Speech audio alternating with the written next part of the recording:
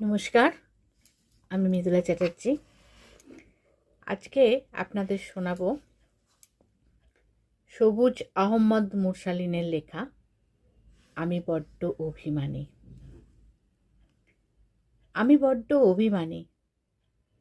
বাবার এনে দেয়া কাকাতুয়া পাখিটা আমার কথার অনুকরণ করতো না বলে একদিন তাকে উড়িয়ে দিলাম এক বর্ষণের রাতে।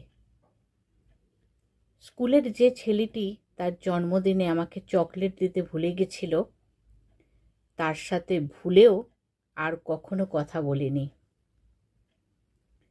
প্রিয় ফুল গাছটাতে ফুল ফুটল না বলে প্রচণ্ড রাগে তাকে উঠিয়ে ছুঁড়ে ফেলে দিলাম রাস্তায়। আমি বড্ড অভিমানী। কেউ আমাকে অবহেলা করলে আমি তাকে দ্বিগুণ অবহেলা ফিরিয়ে দিই। কেউ আমাকে ঘৃণা করলে তাকে আমি দ্বিগুণ ঘৃণা ফিরিয়ে দিই। একদিন কেউ আমাকে ভালোবাসলো, আমিও তাকে দ্বিগুণ ভালোবাসলাম।